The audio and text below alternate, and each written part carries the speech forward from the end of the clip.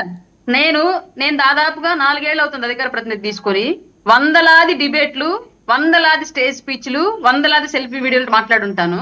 నాకు తెలిసినంత వరకు నోటి మీద ఏ పీక్స్ కోపానికి వెళ్ళినప్పటికీ కూడా నోటి మీద కంట్రోల్ ఉంచుకొని మాట్లాడతా. ఎందుకంటే రాజకీయాన్ని కేవలం రాజకీయంగా మాత్రమే చూస్తా, వ్యక్తిగతంగా నేను తీసుకోను. ఈవెన్ నా పార్టీలో ఎవరైనా మిస్టేక్ చేసినా సరే ఓపెన్ గానే విమర్శించే వ్యక్తిని నేను. నాకు వ్యక్తిగత స్వార్థం లేదు. అట్లాంటి నేను ఎవరో గురించి రాంగ్ గా మాట్లాడతానని వీళ్ళు ప్రొజెక్ట్ చెయ్యాలి అనుకుంటే గతంలో చిరంజీవి సార్ విషయంలో ఎలా ఫెయిల్ అయ్యారో ఇప్పుడు కూడా ఈ విషయంలో అలాగే ఫెయిల్ అవుతారు తప్ప నేను ఎక్కడా కూడా తప్పు చేశానని చెప్పేసి ఎవరి దగ్గర ఏమీ ప్రూవ్ చేయలేరు. ఆ వీడియో కంప్లీట్ గా విన్నా ఎవరికైనా సరే నేను తప్పు మాట్లాడదన్న విషయం క్లియర్ గా అర్థమైంది. ఆ విషయం వీళ్ళకి కూడా తెలుసు కాబట్టి 12 సెకండ్ల వీడియో మాత్రం ఎడిట్ చేసుకుని తిప్పుకుంటున్నారు. వీళ్ళ మాటలు నమ్మి నన్ను అనేవాళ్ళు ఎవరైనా ఉంటే వాళ్ళంతా మూర్ఖులు ఇంకొకళ్ళు ఉండరు. ఇది ఎవరి మీద కేసులు, కల్పిత కేసులు ఇట్లాంటివి పెడితే ఎవరి మీద నిలవు, దాన్ని ఎవరు కేర్ చేయరు. ఎందుకంటే గత ప్రభుత్వంలో వీళ్ళు వందలాది కేసులు, అట్లాగే ఈవెన్ ఎస్సీ ఎస్టీ అట్రాసిటీ కేసులు కూడా ఫేక్ కేసులే పెట్టించారు సార్. దౌర్భాగ్యమైన స్థితి ఏంటంటే దిశ చట్టం కింద కూడా ఆడవాళ్ళని వీళ్లే నాయకులు, ప్రతిపక్ష పార్టీల నాయకుల మీదకు పంపించి మహిళల మీద అత్యాచారం, అసభ్య ప్రవర్తన అని చెప్పేసి కూడా వీళ్ళే చాలా కేసులు పెట్టించారు సార్. ఇవాళ ప్రత్యక్షంగా ఆ కేసులన్నీ కూడా ఎంక్వైరీ చేస్తూ ఉంటే ఆ కేసులకు సంబంధించినటువంటి విచారణకు వెళుతూ ఉంటే నిజంగానే వీస్తుపోయే పరిస్థితులు ఉన్నాయి వాళ్ళు క్లియర్ గా. గత ప్రభుత్వంలో వీళ్ళు చేసినటువంటి దారుణాలు, దాష్టికాలకి ఇక్కడ ఇవాళ కనిపిస్తా ఉన్నటువంటి అంశాలు చాలా ఉన్నాయి. అట్లాగే ఇవాళ కూడా నిజంగానే ఇప్పుడు వాళ్ళ రోజా గారు అన్నట్లుగానో లేదా శేఖర్ రెడ్డి అన్నగారు అన్నట్లుగానో ఫేక్ కేసులు పెడితే ఎవరు పెట్టినా నిలవు. ఇవాళ కాకపోతే రేపు, రేపు కాకపోతే ఎల్లుండి, కిందికి జిల్లా కోర్టు కాకపోతే హైకోర్టు, హైకోర్టు కాకపోతే సుప్రీంకోర్టు, ఖచ్చితంగా అవి కొట్టేయబడే నిర్దోషులుగా బయటకు వచ్చాయి. కానీ ఇక్కడ ఏం జరుగుతుందంటే సార్, కేసులు పెట్టుకోండి అని చెప్పేసి వితండ పోకడతోటి క్రైమ్ ని యథావిధిగా అలాగే చేస్తూ ఉంటే గనక ఇవాళ మిమ్మల్ని క్రైమ్ లోకి దించిన వాడు ఎవడు రేపొద్దున మీతో పాటు శిక్ష అనుభవించడు సార్. క్రైమ్ ఎవరైతే చేస్తామో, ప్రోద్బలం ఎవరిదైనప్పటికీ కూడా అందులో ఎవరైతే ప్రత్యక్షంగా ఆ క్రైమ్ లో దిగుతాం వాళ్ళమే శిక్ష అనుభవించాలి. ఇవాళ ఒక కేసు, అది ఏ సెక్షన్ అయినా సరే, చిన్నది ఒక చిన్న కేసు ఎఫ్ఐఆర్ నమోదైనప్పటికీ ఆ ఎఫ్ఐఆర్ ఆ పర్సన్ పేరు మీద ఉంటే గవర్నమెంట్ జాబ్ కి ఎన్ఓసి కష్టం, విదేశాలకు వెళ్ళడానికి ఎన్ఓసి కష్టము, అలాగే ఒక 10 లక్షలు లోన్ దాటితే ఎన్ఓసి కష్టం. అన్ని రకాలుగా కూడా మనం ఏ విధంగా ఎదగకుండా ఉండగలిగేటువంటి సిచ్యువేషన్ ఒక కేసు మనకి క్రియేట్ చేస్తుంది. కాబట్టి మీరు ప్రభుత్వాన్ని విమర్శించండి, తప్పులేదు దానిలో, దాన్ని ఎవరం కాదనం. ఏ ప్రభుత్వాన్నైనా తప్పు జరుగుతుంటే విమర్శించే స్వేచ్ఛ మనకు రాజ్యాంగం కల్పించింది ప్రతి పౌరుడికి. అందులో భాగంగా మీకు ఇచ్చినటువంటి హక్కును మీరు వినియోగించుకోవచ్చు. దాన్ని అడ్డు పెట్టుకొని విపరీతమైనటువంటి వల్గర్ భాష మాట్లాడతాం, మార్ఫింగ్లు వేస్తాము, పోస్టులు ఎక్కడ గూగుల్లో తీసుకొచ్చి ఇక్కడ పెట్టేసి ఎవరి మొహాలకో, ఎవరి బట్టలో తీసుకెళ్ళి ఎవరి మొహాలకో ఇష్టారీతిగా మాట్లాడతామంటే దాన్ని ఎవరు సహించడానికి ఈరోజు సిద్ధంగా లేరు. గతంలో మీరు ఏది ఇచ్చారో ఇప్పుడు అదే తిరిగి వస్తుంది. ఈ విషయం మాత్రం గమనించుకోండి. రెండోది ఏంటంటే మీరు పెట్టినట్టుగా మేము ఫేక్ కేసులు పెట్టక్కర్లా, తప్పుడు కేసులు కూడా బనాయించక్కర్లా. యథావిధిగా మీరు ఏది చేశారో దానికి ఈ చట్ట ప్రకారం శిక్ష మొదలు పెడితే మీ శిక్ష పూర్తవడానికి 5 ఏళ్ళు 10 ఏళ్ళు చాలదు. అట్లాంటి పరిస్థితుల్ని మీరు గతంలో మాకందరికి క్రియేట్ చేసి ఉన్నారు. దానికి బాధితులుగా ఉన్న వాళ్ళందరూ ఇవాళ చర్యలు తీసుకోవడం స్టార్ట్ చేస్తే సగం పోలీసు వ్యవస్థ, సగం న్యాయ వ్యవస్థ వీళ్ళు చేసినటువంటి మార్పింగ్లు, దౌర్భాగ్యాల మీద పనిచేసినా సరే 5 ఏళ్ళు సరిపోయినటువంటి పరిస్థితి, అంత దారుణమైన పరిస్థితి ఆంధ్ర రాష్ట్రంలో ఉంది. ఇప్పుడైనా సరే మారితే, ఇప్పుడు వచ్చి ఒక చట్టం వచ్చింది అనుకోండి, సపోజ్ చట్టం వస్తే అది వైసీపీకైనా పనిచేస్తుంది, బీజేపీకైనా పనిచేస్తుంది, టీడీపీకైనా పనిచేస్తుంది, జనసేనకైనా పనిచేస్తుంది. పర్టికులర్ గా దీనిలో వైసీపీ వాళ్ళకి మేము ఈ చట్టం వర్తించేలాగా చేయం, ఓన్లీ ఎన్డీఏ కూటమిలో వాళ్ళకి వర్తించేలాగా చేస్తామనేటువంటి స్పెసిఫికేషన్ ఏది మా ప్రభుత్వం పెట్టదు. ఒక తప్పు జరిగితే దాంట్లో ప్రతి ఒక్కళ్ళు బాధితులే. ఒక తప్పు జరిగితే దాని తప్పు చేసిన వాడు ఏ పార్టీ అయినా, ఏ కులం అయినా, ఏ జెండర్ అయినా, ఇక్కడ మళ్ళీ ఫిమేల్ అని సపరేట్ గా మాట్లాడుతున్నారు, మహిళలను తీసుకెళ్లి కొడతారా మీరు, మహిళలను అరెస్ట్ చేస్తారా మీరు అని చెప్పేసి. తప్పు ఎవరు చేసినా తప్పే, ఏ కులం వాడు చేసినా తప్పే. దాని ప్రకారం చట్ట ప్రకారం చర్యలు అయితే 100% తీసుకోబడతాయి. మీరు ప్రభుత్వాన్ని విమర్శించిన పోస్టులకు సంబంధించి పెట్టిన ఏ కేసులైనా సరే ప్రభుత్వ విమర్శను ఎవరు కేసులుగా తీసుకోరు. అబ్యూజింగ్ లాంగ్వేజ్ వైపు వెళ్ళి ఫేక్ మార్ఫింగ్లు, ఎడిట్లు వేసిన వాటిని మాత్రమే కేసుగా తీసుకుంటారు. అట్లాంటిది ఏమన్నా ఉంటే మీ ప్రభుత్వంలో మీ పార్టీ వాళ్ళు ఎవరైనా ఇబ్బంది పడుతున్నా సరే నిర్మోహాటంగా పెట్టచ్చు. దాన్ని 100% మేము సపోర్ట్ చేస్తాం. ఎందుకంటే మహిళలు ఏ పార్టీలో ఉన్నా మాటలు పడడానికి వీల్లేదు, రాజకీయాలు అనేవి వ్యక్తిగత జీవితాలకు వెళ్ళడానికి వీల్లేదు. రైట్, ఒక్క నిమిషం ఇస్తాను శేఖర్ రెడ్డి గారు. విజయ్ మాట్లాడిన తర్వాత మాట్లాడేది. కానీ Vijay sir, good evening sir. మీకు ప్యానల్ సభ్యులకి, ప్రేక్షకులందరికీ కూడా ఏంటి సోషల్ మీడియా ఈ గోల పోతా చాలా అంశాలు రాష్ట్రంలో ఉన్నాయి. మళ్ళీ రోజా గారు ఏమో ఒక ట్వీట్ పెడుతున్నారు, ఆవిడ సవాలు విసురుతున్నారు, మీరు ఎన్ని కేసులైనా పెట్టుకోండి మేము పోస్టులు పెడతాము అని.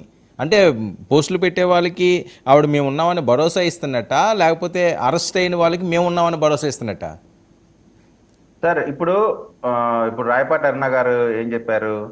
ఎటువంటి తప్పు ఎవరు చేసినా వారికి శిక్ష పడాల్సిందే అని చెప్తా ఉన్నారు. నేను చెప్పినా, మీరు చెప్పినా, సోదరుడు శేఖర్ రెడ్డి చెప్పినా తప్పు ఎవరు చేసినా శిక్ష పడాలి, అందరికీ చట్టం ఒకేలాగా పనిచేయాలని చెప్తా ఉన్నారు. ఇప్పుడు ఇక్కడ ప్రాబ్లం ఏంటంటే రోజా గారు వారి హయాంలో చేసినటువంటి అనేకమైనటువంటి స్కాములు ఉన్నాయి. ఆడదాం ఆంధ్ర కానివ్వండి, ఇక అనేక రకాలు, అటు టీటీడీ దర్శనాల్లో కూడా చేతివాటం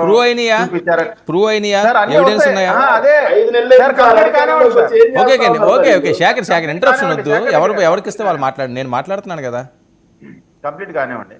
ఇప్పుడు అవన్నీ కూడా 5 నెలలు అన్నారు కదా. ఈ 5 నెలల్లో వారు చేసిన పాపాలకు సంబంధించి చట్ట ప్రకారం చేయాల్సినటువంటి కార్యక్రమాన్ని జరుగుతూ ఉన్నాయి.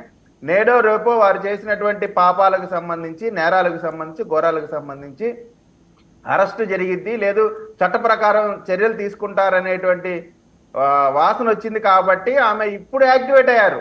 మొన్నటి వరకు ఎక్కడ మీడియాలో మాట్లాడలా, ఇప్పుడు మీడియాలోకి ఎందుకు వస్తున్నారు? చూడండి, నేను ప్రభుత్వాన్ని వ్యతిరేకంగా మాట్లాడుతున్నాను కాబట్టి నా పైన కక్షపూరితంగా ఇటువంటి తప్పుడు కేసులు పెట్టారని చెప్పి ఒక సింపతి కార్డు వేసుకోవడానికి చేస్తున్నటువంటి ఒక పొలిటికల్ డ్రామా.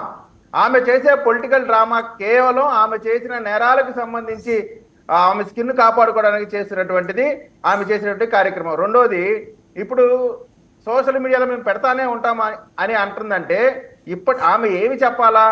సోషల్ మీడియాలో కానీ డిజిటల్ మీడియాలో కానీ నేను ఎక్కడా కూడా ఎవరు కూడా అసభ్యంగా పెట్టమాకండి, ప్రభుత్వం చేసే తప్పులు ఏమైనా ఉంటే వాటిని మాత్రం ఎత్తి చూపండి, అసభ్యంగా ఎవరిపైన పెట్టినా సరే చట్టం తరపంతా ఆన్ చేసుకుంటూ పోయింది, లేదా అట్లా పెట్టొద్దు అని చెప్పాల్సింది పోయి నేను సోషల్ మీడియాలో ఏమైనా పెడతాను, మీ అందరికి నేను అండగా ఉంటాను అంటే తప్పు చేసే వాళ్ళకి, తప్పుడు నా కొడుకులందరికి కూడా ఏమి అండగా ఉంటానంటుంది. ఇక్కడ పాయింట్ మనం ఆలోచించాల్సింది, రోజా గారు చేసినటువంటి వ్యాఖ్యానాలు కేవలం తప్పుడు కార్యక్రమాలు చేసే వాళ్ళకి అండగా ఉంటానని చెప్తా ఉంది. దీన్ని తీవ్రంగా ఖండిస్తా ఉన్నాం. ఇంకా ఇందాక శేఖర్ రెడ్డి గారు చీకటి రోజులు, శేఖర్ రెడ్డి గారు కళ్ళకి గంతలుగా తీసేస్తే ఆ రాష్ట్రంలో జరుగుతున్న వెలుగేంటో తెలిసిద్ది. ఇప్పుడు చీకటి పాలన అంటేనండి, ఎస్సీ ఎస్టీ సప్లాన్ని తీసేసి 27 దళితుల యొక్క పథకాలను తీసేసి బీసీ యువకుల్ని నడి రోడ్డు పైన చంపేసి శిరోమండనాలు చేసి 2 మామిడికాయలు దొంగతనం చేశాడని చెప్పి మోకాళ్ళ మీద ఊరేస్తారు చూడండి, అది చీకటి పాలన అంటే. ఒక డాక్టర్ మాస్కుల గురించి అడిగినందుకు రోడ్డు పైన పెడరేకలు చాలా సార్లు మాట్లాడుకున్నాం, మళ్ళీ అది వెళ్తే ఎప్పుడో చెప్పాల్సిందంతా చెప్పేసి ఇప్పుడే కుదరదు. మాస్క్ లేదని కిరణ్ చంపడం చూశారు, అది చీకటి పాలన అంటే. చీకటి పాలన అంతా వాళ్ళు చేసి అణిచివేసి. Right, okay. ఒక విషయం విజయ్, పారదర్శకంగా ఏ పార్టీ వాళ్ళనన్నా అరెస్టులు జరుగుతున్నాయా లేకపోతే కక్షపూరితంగా జరుగుతున్నాయా? సార్, వాస్తవంగా కక్షపూరితంగా చేస్తున్నట్టయితే, వాస్తవంగా అయితే వీరు చేసిన అకృత్యాలకి కక్షపూరితంగా చేయాల్సినటువంటి అవసరం ఉంది. కానీ మా నాయకుడు చంద్రబాబు నాయుడు గారు కానీ, ఇటు పవన్ కళ్యాణ్ గారు కానీ ఎవరు కూడా కక్షపూరితంగా పర్సనల్ గా వెళ్ళొద్దు, ఏదైనా చట్ట ప్రకారం జరగాల్సిందే అనేటువంటి మాట చెప్తున్నారు. కాబట్టి ఇప్పటికి కూడా వీరి యొక్క వికృత చేష్టలు ఇప్పటికి కూడా కంటిన్యూ అవుతా ఉన్నాయి. వాటిని పోలీసులు ఒక ప్రొసీజర్ ప్రకారం పోతున్నారు కాబట్టి ఇవి టైం పడతా ఉంది. శేఖర్ రెడ్డి గారు 5 నెలలు అయింది అంటున్నారు, 5 నెలలే కదా అయింది, అసలు షో ముందుంది. ముందు మీకు ఉంటుంది, అసలైన సినిమా కూడా ముందు ఉంటది, మీరేం కంగారు పడమాకండి. అయితే ఇక్కడ ఈ ప్రభుత్వం మాత్రం చట్టం ఒకేలాగా నడుస్తుంది అంటానికి అనేకమైనటువంటి ఉదాహరణలు ఉన్నాయి. దానిలో నిన్న మా పార్టీకే సంబంధించిన అధికార ప్రతినిధి పైన కూడా సోషల్ మీడియాలో ఏదో తప్పుగా పెట్టారని చెప్పి ఎఫ్ఐఆర్ బుక్ చేసినటువంటి పరిస్థితి కూడా. కాబట్టి ఇక్కడ ఏదో చట్టం ఏమైంది విజయ్, ఎవరు అధికార ప్రతినిధి, ఏమైంది? పేరొద్దులేండి. గుంటూరుకి సంబంధించి ఒకళ్ళు ఏదో ఆవేశంలో ప్రొవోక్ చేస్తే ఒక పోస్ట్ పెడితే దాని మీద కూడా కంప్లైంట్ బుక్ చేశారు నిన్న. ఆల్రెడీ టీడీపీ అధికార ప్రతినిధి మీద కూడా కంప్లైంట్ బుక్ అయింది ఆ చట్టం ప్రకారం. అంటే చట్టం ఎవరికైనా ఒకేలాగా పనిచేసిందని మంచి పరిణామం కదండి అది. ఎవరు చట్టం ఎవరికైనా ఒకలా ఉంటేనే అది ఇలాంటి వాటికి బ్రేక్ పడుతుంది. అవును, వైసీపీ హయాంలో వాళ్ళ పార్టీకి సంబంధించిన ఏ ఒక్కరి పైన కూడా చట్టం పనిచేయలేదు. చట్టం కేవలం ప్రతిపక్షాలను అణిచివేయడానికి మాత్రమే పనిచేసింది. ఎంత దౌర్భాగ్యం అంటే అండి, గవర్నమెంట్ ఎంప్లాయీస్ కి వీళ్ళు చేసినటువంటి దాష్టికాలు వర్ణనాతీతం.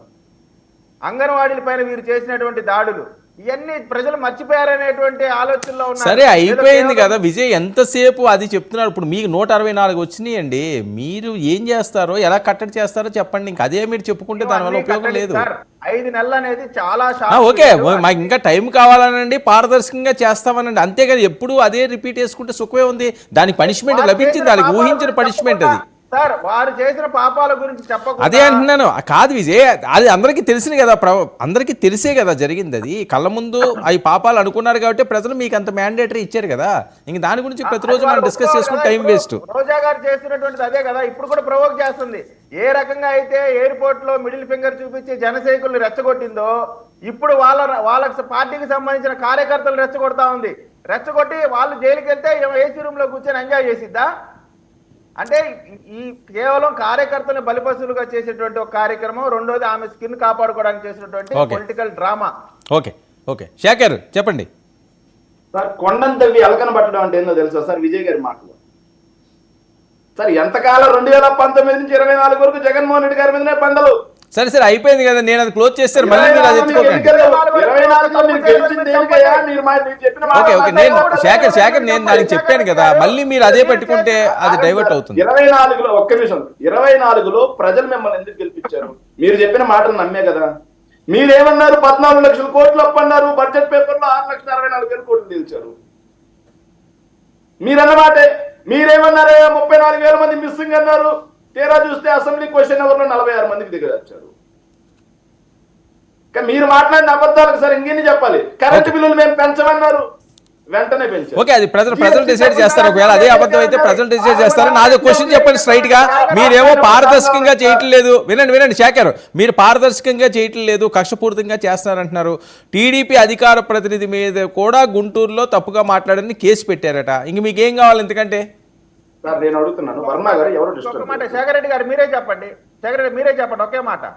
ఇందాక శేఖర్ రెడ్డి గారు ఒక క్వశ్చన్ నెంబర్ తో పాటు చెప్పారు, ఏదో ట్రాఫిక్ కి సంబంధించింది. పవన్ కళ్యాణ్ గారు చెప్పింది 30,000 మంది మహిళలు మిస్ అయ్యారని చెప్పారు, కానీ 30,000 మంది హ్యూమన్ ట్రాఫిక్ జరిగిందని చెప్పలా. 30,000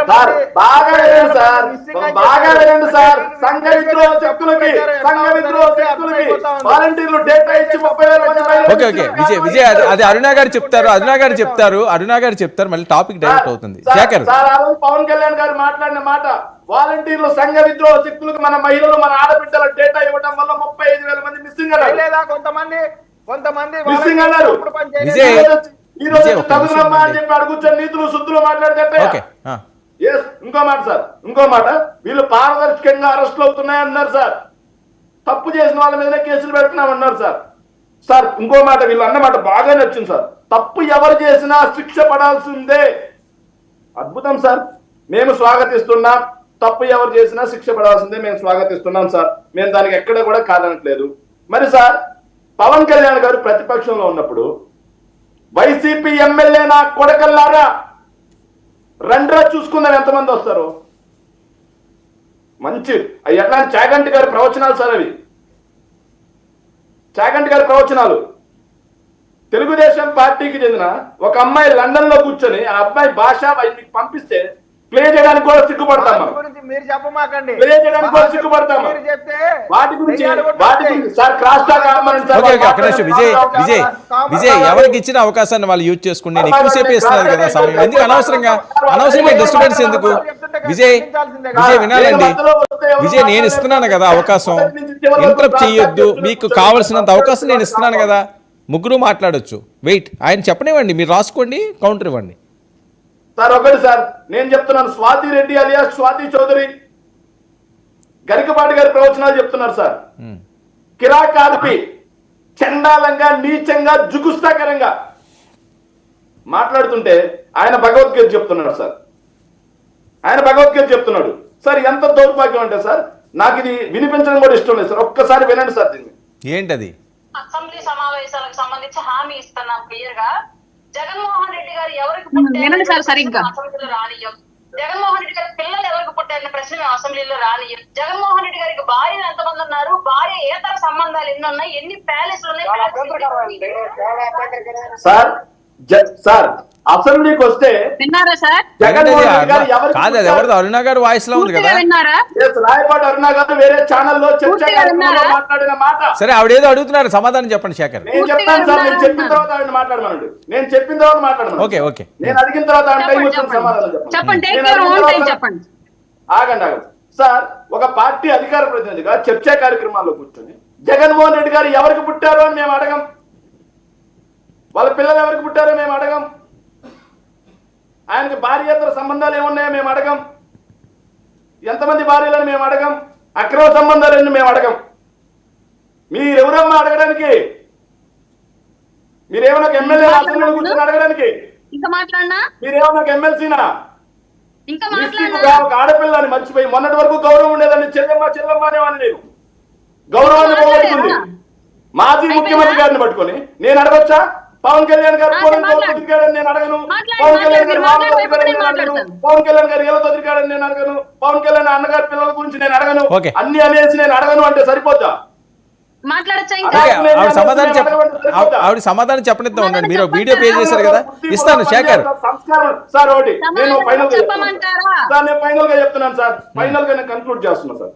సార్ ఇట్లా సార్ పవన్ కళ్యాణ్ గారు మాట్లాడిన అబ్యూజింగ్ లాంగ్వేజ్ కి, ఏదైతే శ్వేతారెడ్డి గారు మాట్లాడిన దానికి, కిరా కార్పి మాట్లాడిన దానికి, అదే విధంగా సీమరాజు అని ఒకరు మాట్లాడిన దానికి, ఇప్పుడు రాయపాటి అరుణ గారు మాట్లాడిన దానికి ఏ సెక్షన్ కింద కేసు బుక్ చేసి అరెస్ట్ చేసి బొక్కలేస్తున్నారు సార్. ఓకే, పారదర్శక ప్రభుత్వం అయితే శిక్ష పడుతున్నది నిజమైతే శేఖర్ ఏ సెక్షన్ కింద వీళ్ళని బుక్ చేసి లోపల పడేస్తున్నారు సార్. ఓకే శేఖర్, ఒక్క నిమిషం ఆయన చెప్పనిద్దాం. మీరు వీడియో అనిపించారు కదా, అరుణ గారు ఏమైంది, అది ఏంటది?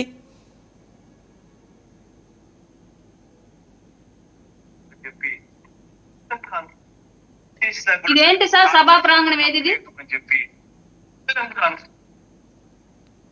కనిపించట్లేదు. నాకు కూడా 2 పిల్లలు ఉన్నారు, 2 ఆడపిల్లలే. అసెంబ్లీయా? నాకు చెల్లెలు ఉంది, అసెంబ్లీ. నాకు ఒకటే భార్య అధ్యక్ష నాకు ఉండేది.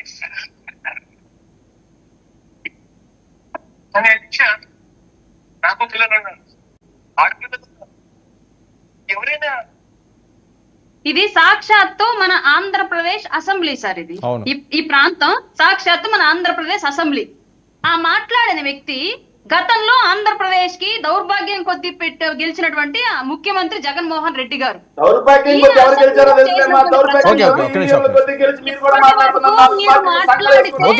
శేఖర్ మీరు మాట్లాడుతున్నప్పుడు ఆవిడ ఆగారు కదా, మీకు నేను సమయం ఇస్తాను, కావాల్సిన సమయం ఇస్తాను. ఇంటరప్ట్ చేయొద్దు, ఎవరు ఇంటరప్ట్ చేయొద్దు. నేను సమయం ఇస్తాను. ఇది గత తాలూకు వైఎస్ జగన్మోహన్ రెడ్డి గారు ముఖ్యమంత్రిగా గౌరవమైనటువంటి అసెంబ్లీలో మాట్లాడినటువంటి ప్రసంగం. ఏం ప్రస్తావించారు? భార్యల గురించి, పిల్లల గురించి ప్రస్తావించారు. ఏం ప్రస్తావించారమ్మా? నాకు 2 ఆడపిల్లలు ఉన్నారు.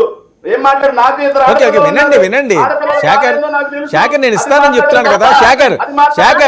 శేఖర్ మీరు పాయింట్ కి ఇంటరప్ట్ చేస్తే ఆవిడ ఆగారు కదా, ఒక్క నిమిషం. ఆవిడ ఆగారు, మీరు మాట్లాడినంత సేపు ఆవిడ విన్నారు, ఆవిడ వీడియో మీరు చూపించారు, అది మీరు వినండి, మీకు ఇస్తాను. నెక్స్ట్ మీరే తీసుకుందరు కానీ వెయిట్. మీకు 2 ఆడపిల్లలు ఉన్నారా, 10 మంది మగపిల్లలు ఉన్నారా, మాకు అవసరం లేదు. అక్కడ జరగాల్సిన విషయం ఏంటి, ఆయన మాట్లాడిన అంశం ఏంటి? ఇవాళ అసెంబ్లీకి ఎందుకు పోనంటున్నాడు? 11 సీట్లు ఇస్తే 11 నియోజకవర్గాలకు 11 మంది శాసనసభ్యులు అసెంబ్లీలోకి వెళ్లకుండా ఎందుకు భయపడుతున్నారు అని చెప్పేసి మాట్లాడుతున్న సందర్భంలో ఆ ప్యానెల్లో అసెంబ్లీకి వెళితే మైక్ ఎవరు, పైగా అవమానాలకు గురి చేస్తారని చెప్పేసి మీ ప్యానలిస్ట్ మాట్లాడినటువంటి మాటకి అధికార ప్రతినిధిగా నేను అన్న మాట అది. గతంలో మీరు మాట్లాడినట్లుగా భార్యల గురించి, పుట్టుకల గురించి, వీటి గురించి ప్రస్తావించడం, పవన్ కళ్యాణ్ గారు తీసుకున్న రెమ్యూనరేషన్ ఎవరు మాట్లాడారు? ఒక్క నిమిషం శేఖర్, ఇస్తానండి. ఆవిడ ఆగిన తర్వాత మీకు ఇస్తాను. ఆవిడ శేఖర్ ఒక్క నిమిషం. శేఖర్ ఒక్క నిమిషం. ఆవిడ కంప్లీట్ అయిపోయిన వెంటనే మీరు రెస్పాండ్ అయితే. ఒక్క నిమిషం శేఖర్ ఒక్క నిమిషం, మీకు ఇస్తాను అని చెప్పాను. ఆవిడ కంప్లీట్ అవనివ్వండి, మీరు రెస్పాండ్ అవుతుంది కానీ వెయిట్. ఇద్దరు మాట్లాడితే అర్థం కాదు, క్రాస్ లాగొద్దు. ఆవిడ చాలా గౌరవంగా మీరు వినిపించిన ఆవిడ వీడియో కోసం విన్నారు, మీరు వినండి. మీకు నేను ఇస్తానంటున్నాను కదా, నెక్స్ట్ మీరే మాట్లాడుతుంది కానీ ప్రతిసారి దీనివల్ల టైం వేస్ట్. నేను చెప్పడం మీరు అనడం అని. ప్లీజ్. జరిగినటువంటి ఈ సంభాషణలో నేను క్లియర్ గా ఇప్పుడు కూడా మాట్లాడుతున్నాను. మీరు అసెంబ్లీకి వెళ్ళండి, మీ పుట్టుకల గురించి, మీ ఫ్యామిలీ పర్సనల్ ఇష్యూస్ గురించి సార్, నేను మాట్లాడితే వచ్చేకాలం ఉంటుంది సార్. మళ్ళీ మాట్లాడితే బుద్ధి లేకుండా ఏమన్నా మాట్లాడితే కేసులు అంటారు, అక్రమ కేసులు అంటారు. మేము మాట్లాడితే మీకేమన్నా మనోభావాలు బుద్ధి జ్ఞానం లేకుండా మాట్లాడతారు. అధికార ప్రతినిధిగా వచ్చి కూర్చొని చదువుకున్నారా లేదా? సంస్కారం ఉందా లేదా? మీకు విజ్ఞత ఉందా లేదా? మళ్ళీ వచ్చి కూర్చొని నేను మాట్లాడతానంటారు. బేసిక్గా క్షమాపణ చెప్పాల్సింది తప్పుడు మాటలు మాట్లాడి ఇప్పుడు మళ్ళీ కూర్చొని మళ్ళీ మాట్లాడుతుంటే బుద్ధి జ్ఞానం లేదా? తల్లి నేను మాట్లాడాలా? వ్యక్తిగత జీవితాల గురించి నేను మాట్లాడాలా? ప్రతి ఒక్కరి వ్యక్తిగత జీవితం తీసుకొచ్చారా? లైవ్ లో కూర్చొని మాట్లాడాలా? మాట్లాడితే ఒక్కొక్కరు తలదించుకొని వెళ్ళిపోతారు. ప్యానల్ లో కూర్చొని భయపడతారు. వ్యక్తిగత జీవితాలు క్లాస్ టాక్ ఎందుకండి, నేను అవకాశం ఇస్తానని చెప్పి మాట్లాడతానని చెప్తారు సార్. అరే ఒక్క నిమిషం